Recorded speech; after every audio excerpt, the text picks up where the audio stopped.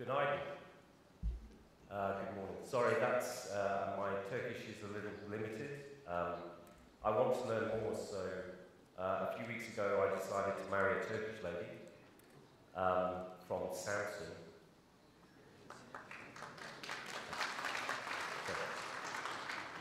And she's been teaching me a few critical phrases and words for life. And if you'll bear with me, excuse my pronunciation, these are the first ones she's been teaching me. Evet, tabii ki sen haklısın hayatım. Annemlere ne zaman gidiyoruz? I've never visited her mum yet, so that's to come. So it's a pleasure to be here, ladies and gentlemen. It's an honour. I'm Brooker from Autodesk. And this morning I'm going to talk to you about an area that both excites us at Autodesk but also drives the way that we are developing our technology. And that is the future of making things. Now we've noticed over the past decade or so that there are emerging technologies that are interrupting or changing the way that we imagine, design, create, and manage the world around us. We call these disruptive technologies, and they're becoming increasingly mainstream in the way that we work, in the way that we live. This morning I'm going to touch on three of those disruptive technologies. They are cloud computing, the digitalization of everything, and the very exciting world of machine learning, which includes artificial intelligence and deep computer learning. So let's start with cloud computing.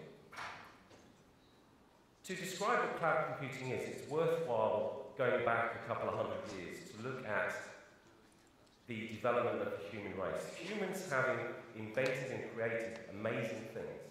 We've also invented some things that haven't worked so well.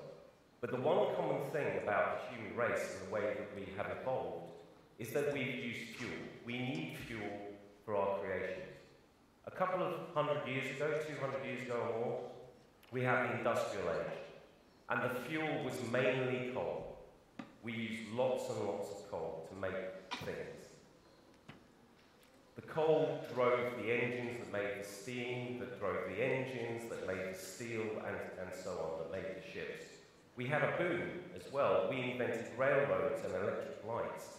And the precursor of Twitter and WhatsApp, the telegram and telegraph. Today, there is another fuel that is driving our development, and that is data. Data is now a precious commodity that will change and enhance the way that we live.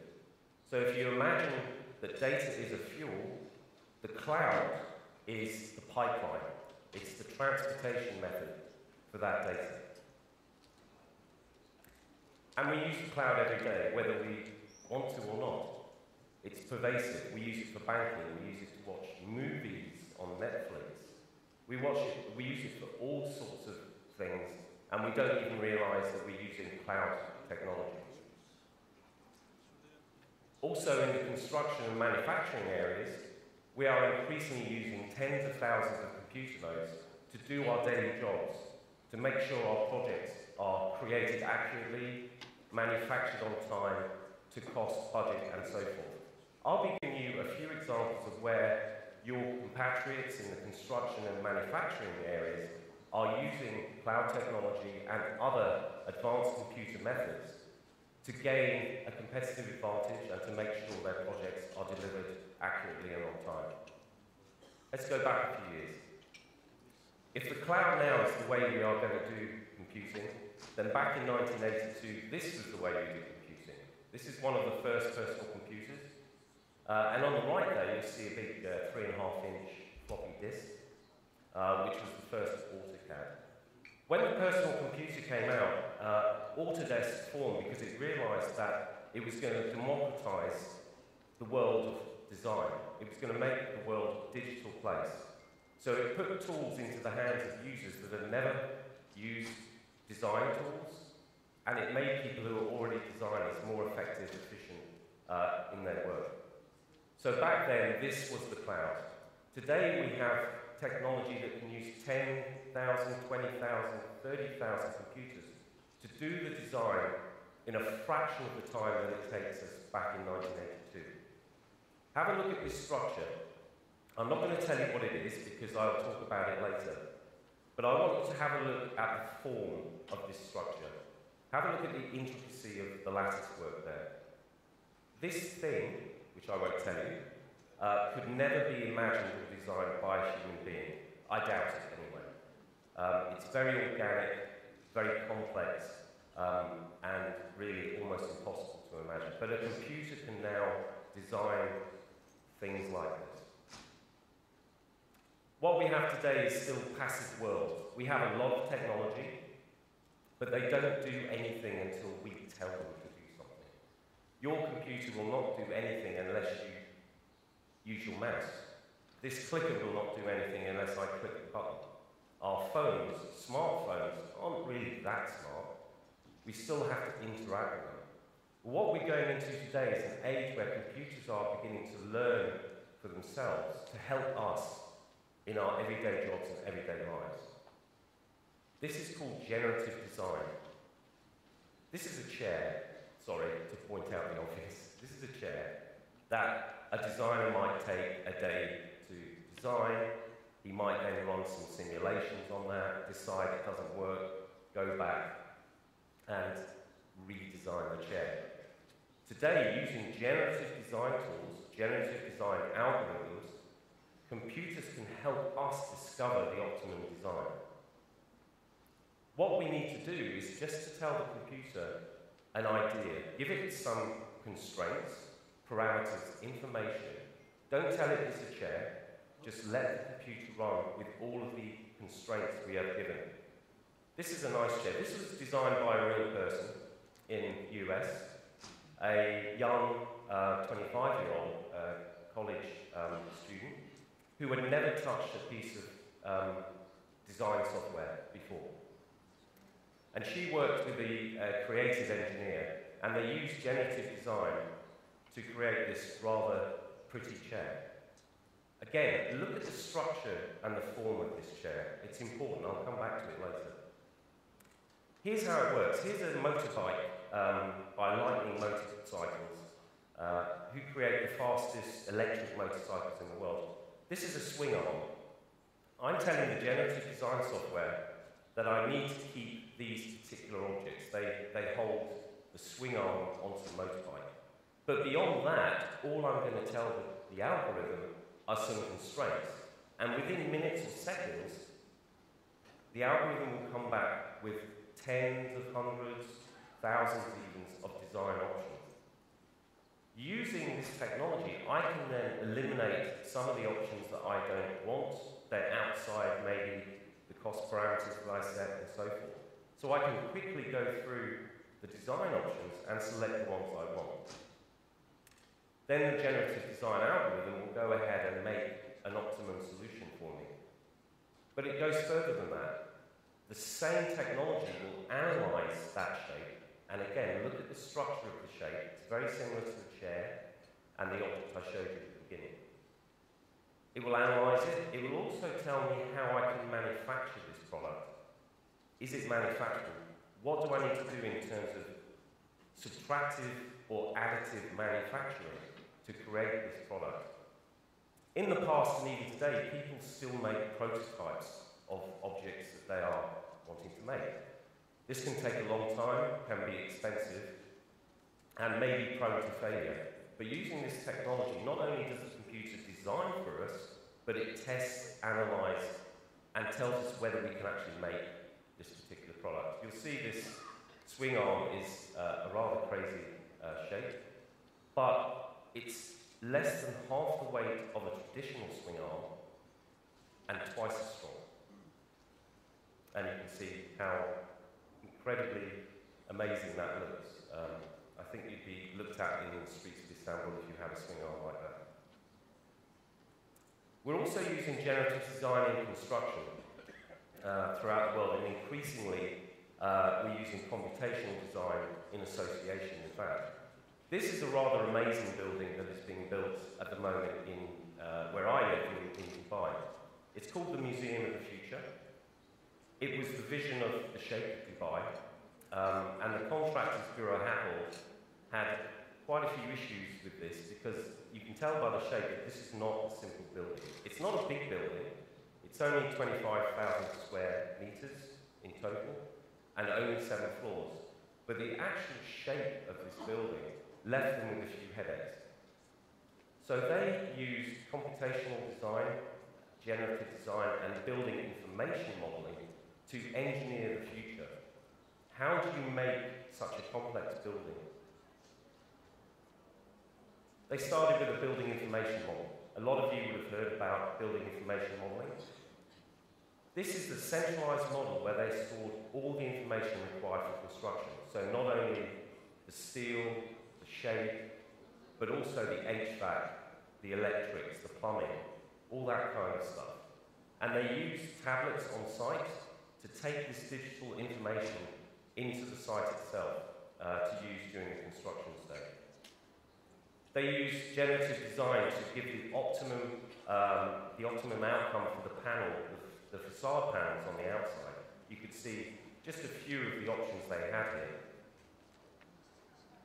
And they came up with a solution that was 40% less in terms of construction costs, used 30% less material than the original design, but significantly kept to within 80% of the design intent.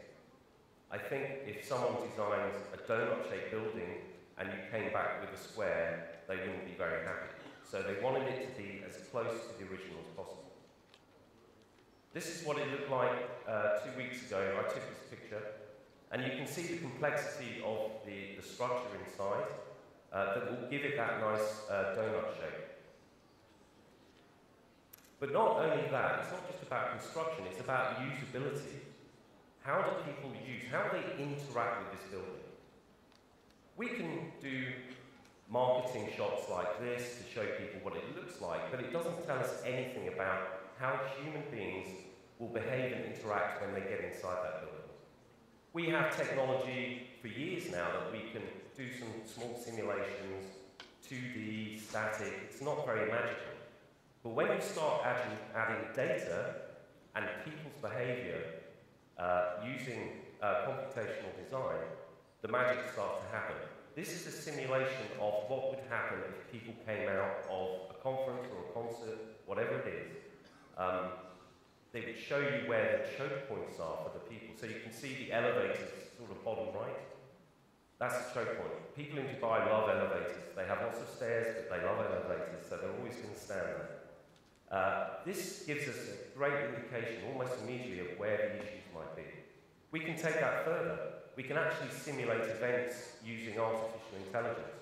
So all of these little people you see down here getting off the bus all have different behavioural patterns.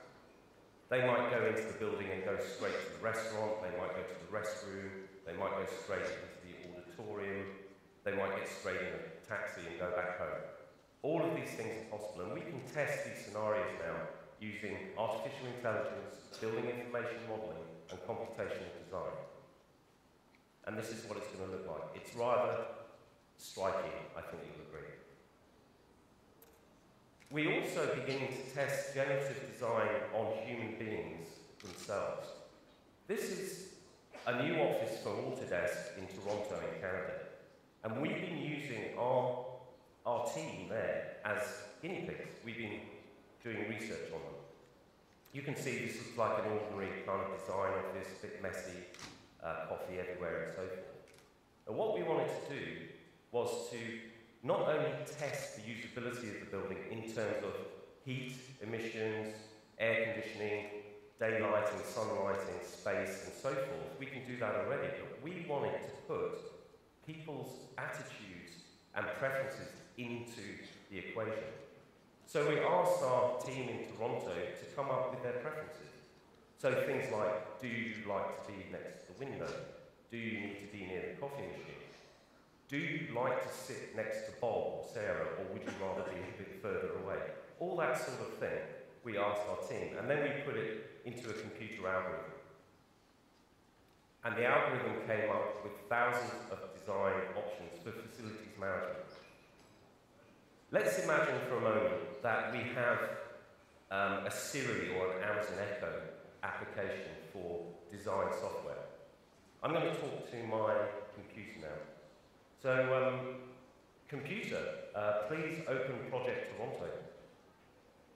Loading project. Last night, the surveyor updated the laser scans. I have converted the scans to a 3D model. Great. Could you show me the second floor and load the space planning mode, please? Okay, here is the floor plan. Space planning tool initialized. Fantastic. Can you load the outside views as well, please? Okay. Great. Please import all the preferences from the team in the office into the program. Okay. Program and survey imported. Okay. Launch the study, please, and give me about 1,000 different options.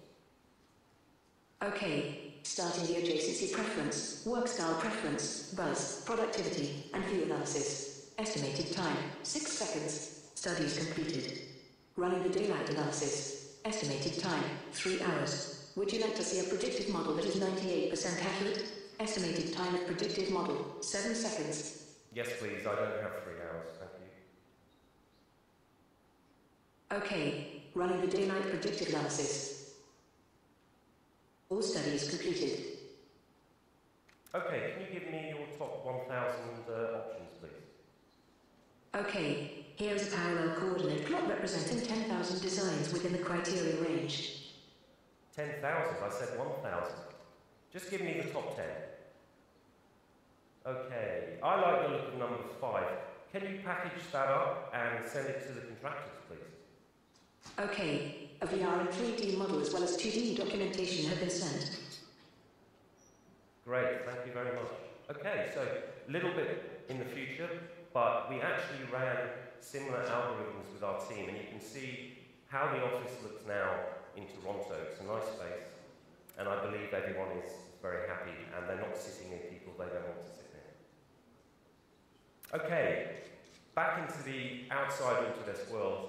We're working with a lot of big manufacturing companies and construction companies who are doing research with us and developing these computerized technologies with us. This is Airbus. We all know Airbus. We've all been on an Airbus. They look nothing like this. This is one of Airbus's visions of how we might travel in the air in the future. And again, look at the structure of the outside of this aircraft. Personally, I wouldn't get on that. I don't like heights. There's too much glass there for me. But this is the sort of thing Airbus are researching. And they've already started.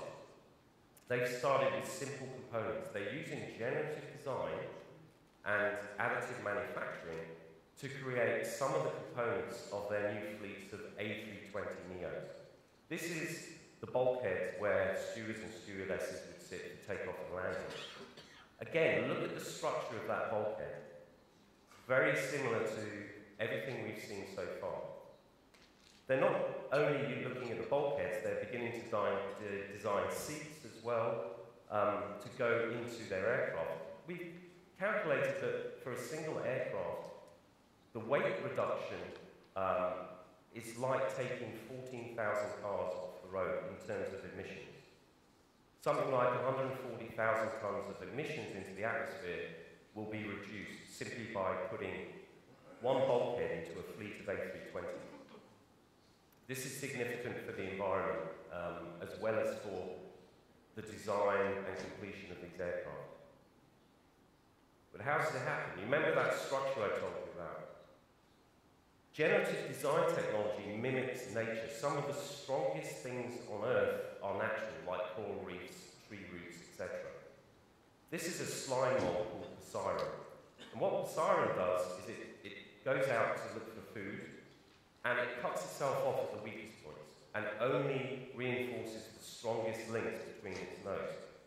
This is what generative design does in simple terms.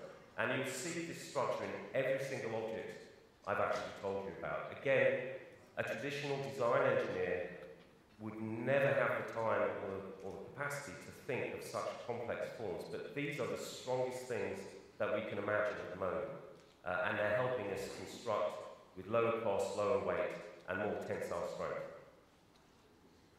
Okay.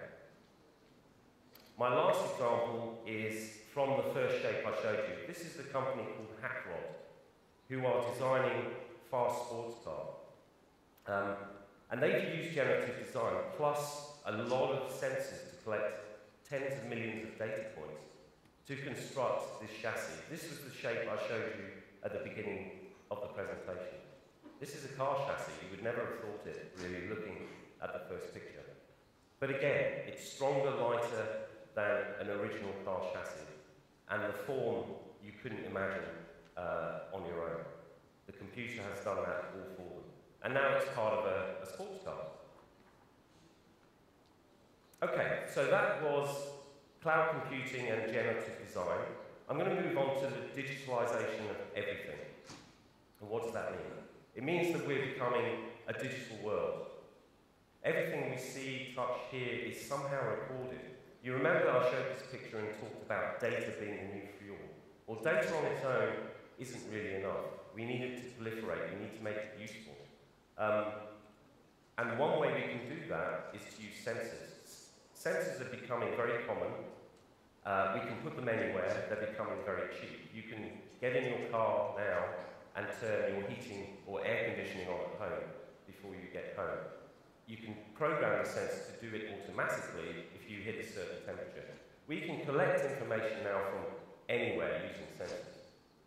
Let me give you some customer examples of how sensors are changing the way that we use digital information. This is a company called Tesla. You've heard of them.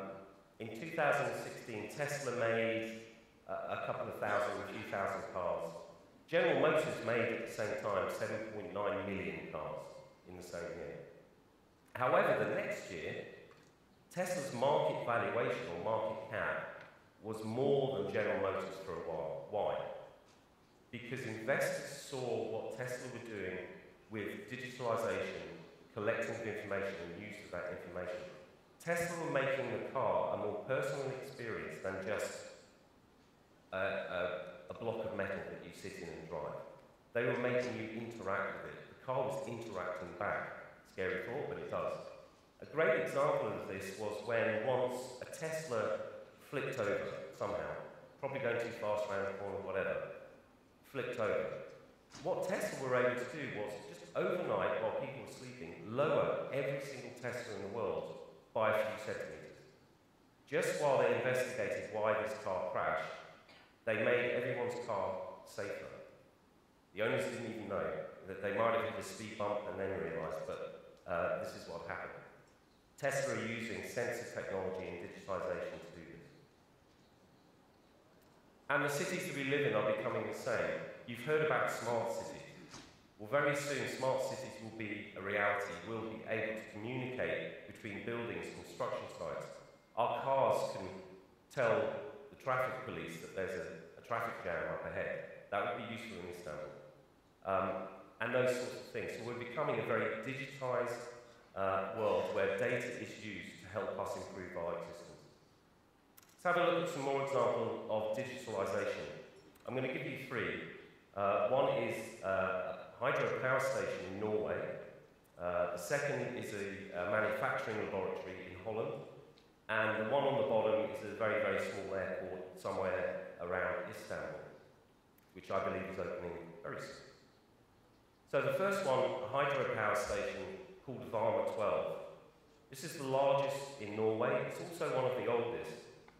So a company called Norconsult won a contract to update this aging hydro power plant. And what they did from the beginning was to decide that they were going to use digital technology, building information modeling, sensors, no paper.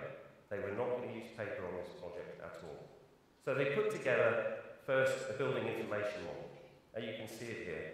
Everything in one place. It can be accessed on site, in the office, at the airport, wherever you are.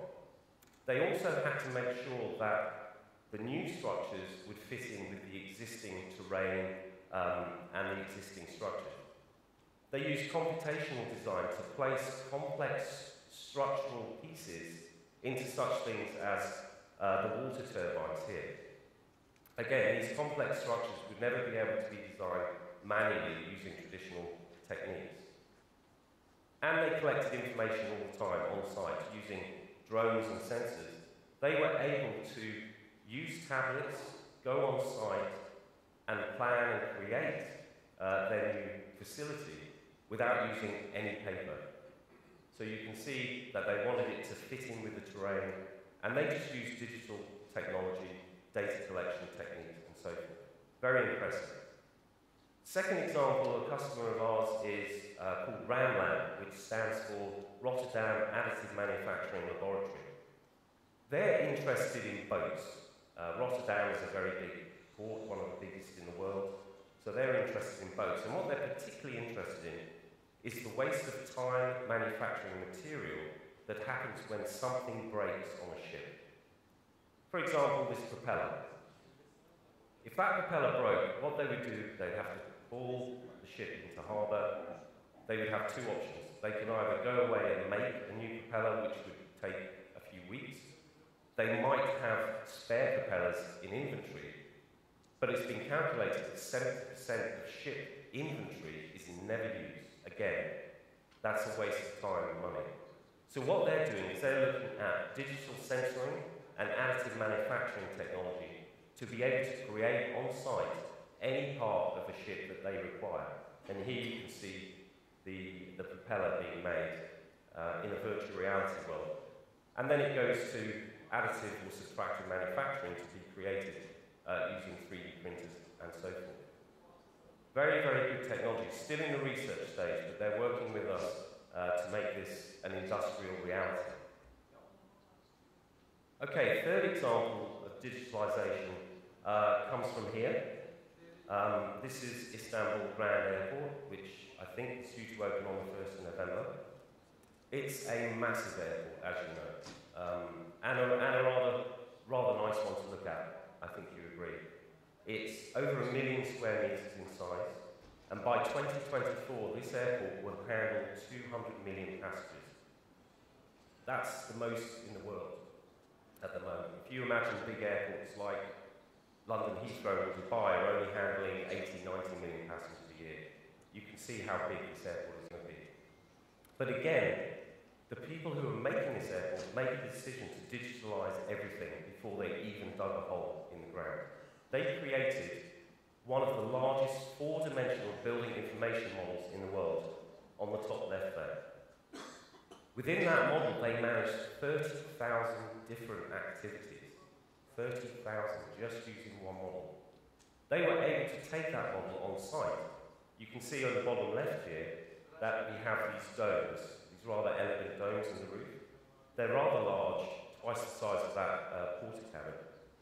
But using a digital model, managers, constructors, contractors, whoever, are able to go on site and know immediately where that dome is going to fit and when it's going to be put into the roof.